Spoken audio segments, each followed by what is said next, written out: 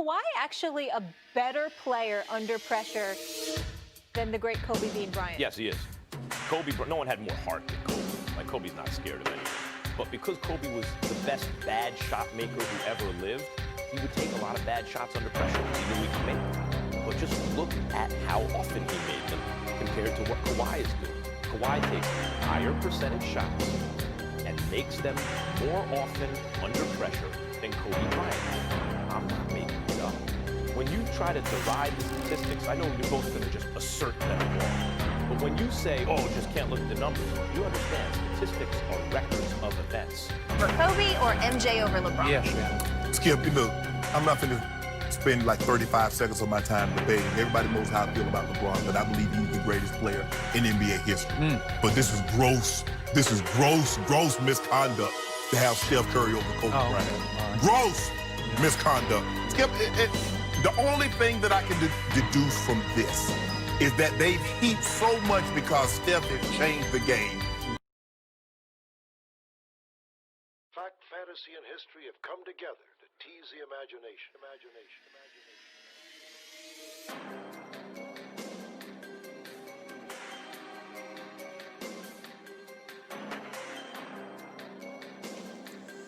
Welcome to Who Did It, This Time's page. And this is from the classical series, Oh How They Forgot. Ironically, we're on part 8 because this episode of Oh How They Forgot is about none other than the late Kobe Jelly Bean Bryant. But in this case, he's the hero.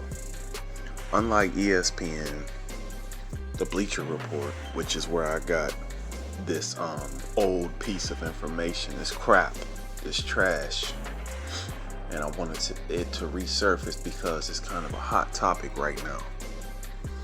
And I don't want to take all the credit for today's Oh How They Forgot. I would like to actually give a big shout out to Too Raw for TV, and if you guys get a chance, man, please subscribe to this channel. Again, Too Raw for TV. I'm probably going to put it in the description because this is not an individual act when it comes to some of this content, whether we're talking about politics, in my case the spiritual piece. A shout out to all my red brothers, red pill brothers, I ain't no blood, red pill content brothers out on the manosphere, on Thinking Man Templar. You guys are doing a great job. Scrap Stay Woke, Ashes to Snow, Kick It with KT. All you dudes is phenomenal, man. But bringing it back into what I'm talking about this morning, this won't take long. Bleacher Report posted something a couple years back that Steph Curry was ranked higher than Kobe Bryant. Yeah, I don't want y'all to forget, man. Again, shout out to Too Raw because I watched this video this morning and I'm like, yeah, bro. Yeah, they got Steph higher than a couple guys that is debatable. And right now he's playing like crap. Individually is one thing. And a team concept and a certain system, Steph is spectacular. But right now, where Clay is gone, obviously KD is now with the Brooklyn Nets. The greatest power forward of all time, y'all. Let's not forget.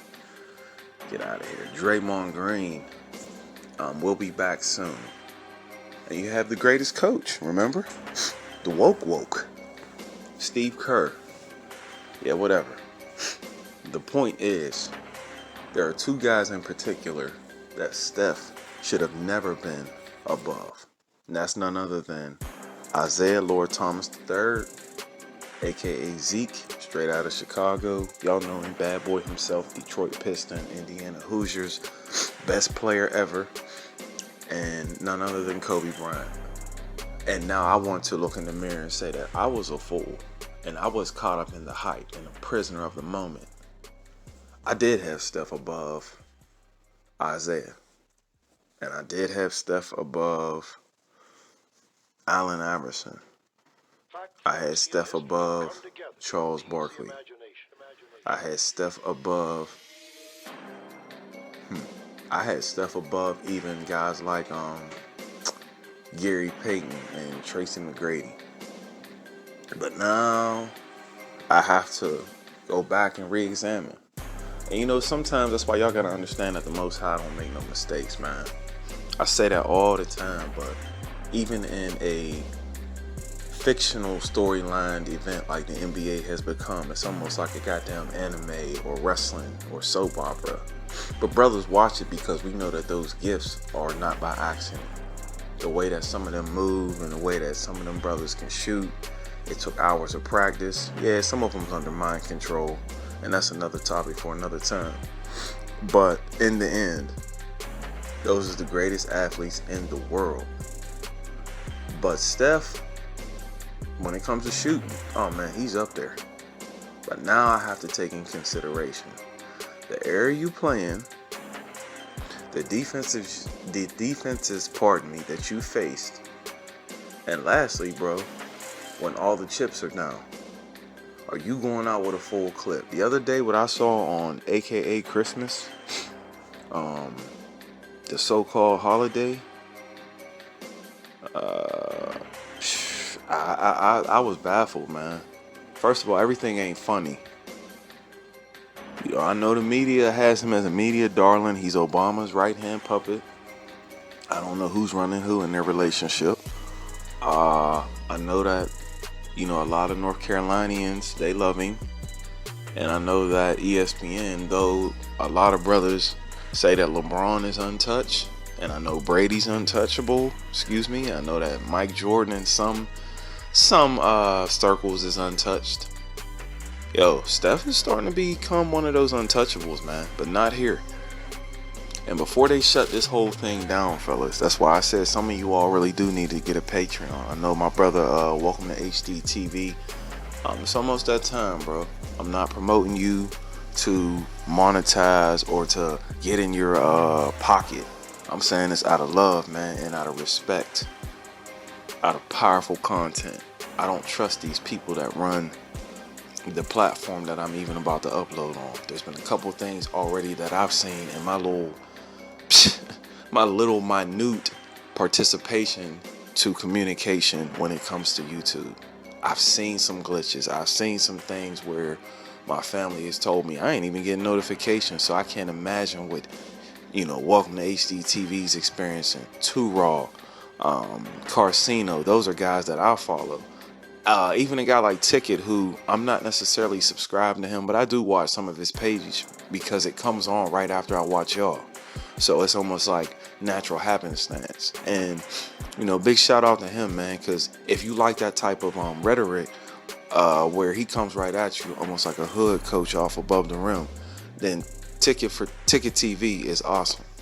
But even he has made it known on his platform that maybe we rank Steph too high, bro.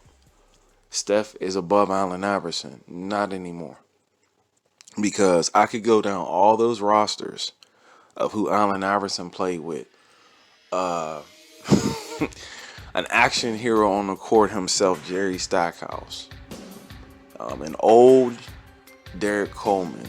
Somewhat an old Dikembe later on in his career. Eric Snow. Theo Ratliff. How can I forget Tyrone Hill?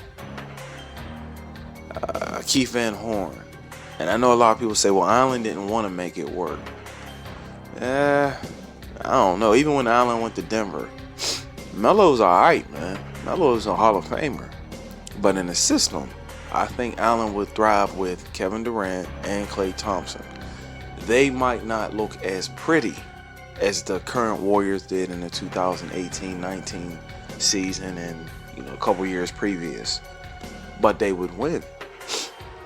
But when you take Kevin and Klay off the court, along with Big Mouth Draymond Green, Allen Iverson's going out with a bang, homie. It's that last scene in Scarface. You don't have to worry about Allen not shooting. And sometimes it's going to be not necessarily the greatest shot selections, but then there's going to be times where his athleticism is still the best on the court. I can't say that for Steph. But the Kobe thing, oh man. Not just Steph was ranked higher than him. Max Kellerman had a piece for 2 days straight where he had Kawhi ranked higher than Kobe based off of pound for pound where they were at 27, 28 years old. Obviously, Kawhi's overall percentage is higher than Kobe. His shot selections appear to be better. And he even makes better choices, I guess. And then on defense, it's closer than what people will make it sound. But I'll take Kawhi. But guess what, bro? All of that's not what I'm going with. I'm going with when the lights get the brightest. And I'm trying to win a championship.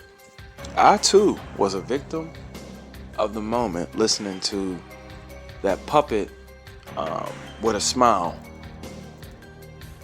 Pill taken, never mind, forgive me, Father. Max Kellerman was talking about Kawhi being better than Kobe. And some people still may rank him higher. Look, if he come back this year and win a chip, look, that discussion should still get resurfaced, but not on my watch. I've seen now too many games where leadership is an intangible that does measure greatness. Not the fake leadership that we talking about with LeBron James. Not the fake leadership where I'm talking about with some of these whack quarterbacks we see every Sunday where when they're winning, everybody's getting a high five, but when they're losing, there's, that sour orange juice face. You know what I'm saying? Like, come on, dog. Where's your leadership at? No, I'm talking about real leadership. Kobe Bryant led like a general, whether they was winning or losing. We ain't even got to get in the mic, because today's about code, man. We about to exit this calendar year, and obviously one of the biggest losses of my childhood, other than my grandparents, because Kobe is not in my family.